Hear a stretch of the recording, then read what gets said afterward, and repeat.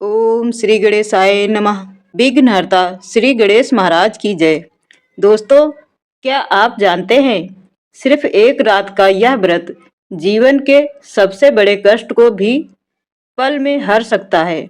जिस दिन चंद्रमा को देखना पाप माना जाता है, उसी रात गणपति स्वयं अपने भक्त की सुनते हैं पुकार।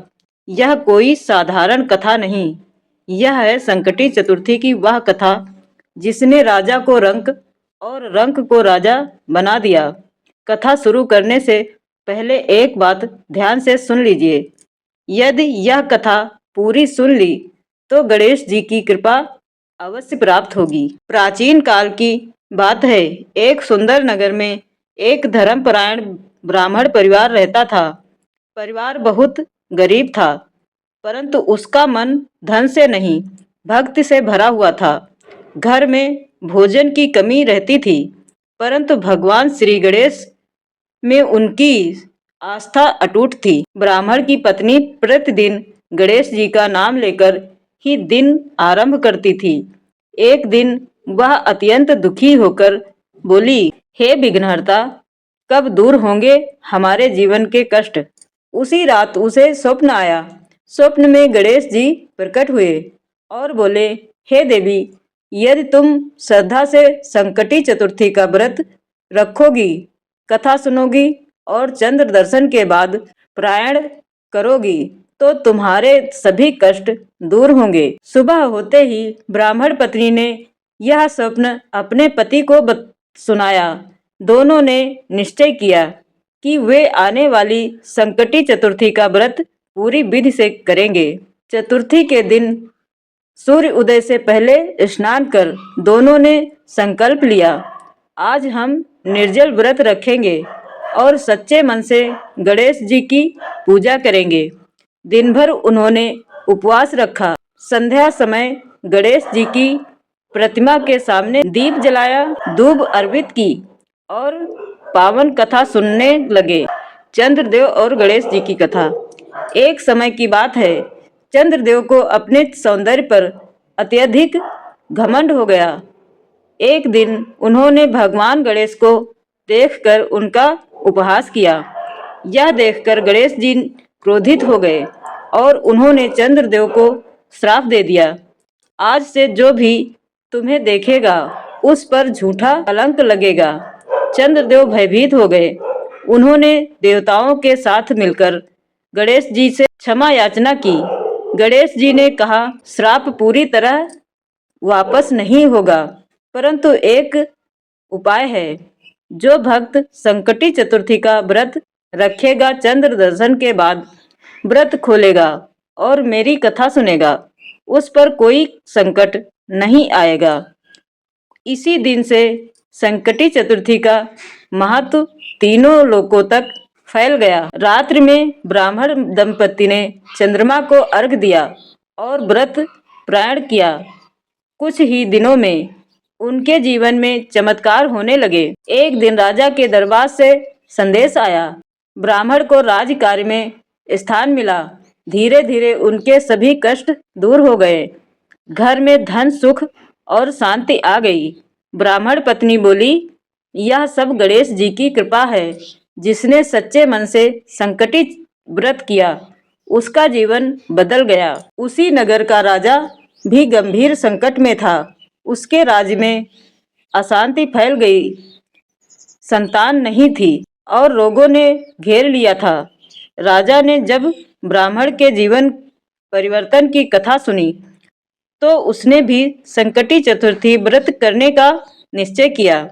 राजा ने पूरी श्रद्धा से व्रत किया, कथा सुनी और चंद्र दर्शन के बाद पारायण किया। कुछ ही समय में राज्य में शांति आई, रोग दूर हुए और राजमहल में किलकारी गूंजी।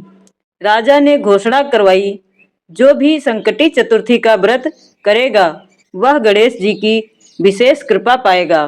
इस कथा से हमें यही शिक्षा मिलती है कि संकटी चतुर्थी का व्रत केवल उपवास नहीं, श्रद्धा का प्रतीक है। गणेश जी सच्चे मन से की गई भक्ति से शीघ्र प्रसन्न होते हैं। जो भक्त कथा को ध्यान पूर्वक सुनता है उसके जीवन में विघ्न दूर हो जाते हैं। यदि आप भी अपने जीवन के किसी बड़े संकट से जूझ रहे हैं तो संकटी चतुर्थी का व्रत अवश्य करें। कथा को पूरा सुने, गणेश जी का स्मरण करें।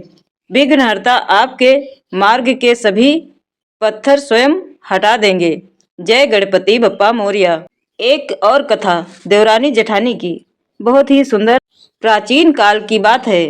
एक गांव में एक संपन्न परिवार रहता था। उस घर में दो बहुएं थीं, जेठानी और देवरानी। जेठानी स्वभाव से घमंडी थी। उसे धन, गहनों और अपने मायके की संपत्ति पर बहुत ही अभिमान था। वह पूजा पाठ को समय की बर्बादी समझती थी। वही देवरानी सरल, शांत और भगवान श्री गणेश की परम भक्त थी।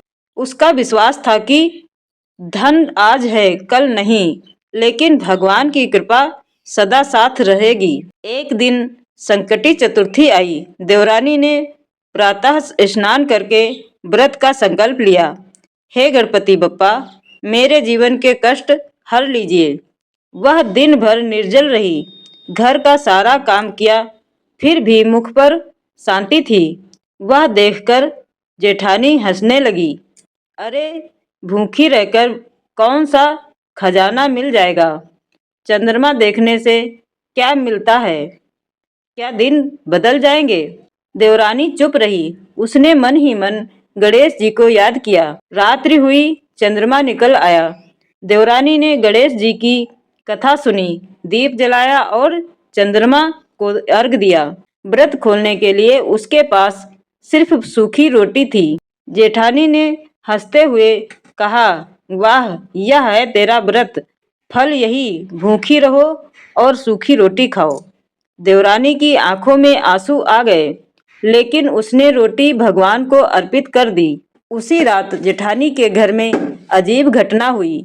उसका सारा पकाया हुआ भोजन जल गया, गहने गुम हो गए। बच्चा रोता रहा, लेकिन चुप नहीं हुआ। वह घबरा गई। उधर देवरानी के घर रोटी खाते ही अद्भुत सुगंध फैल गई। थाली अपने आप पकवानों से भर गई।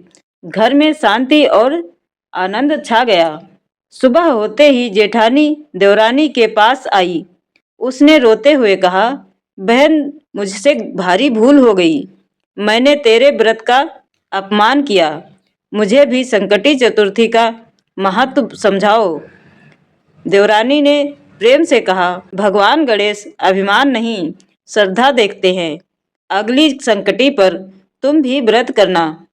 अगली संकटी चतुर्थी पर जेठानी ने भी व्रत रखा, कथा सुनी और चंद्र दर्शन किया। उस दिन के बाद घर में झगड़े समाप्त हो गए।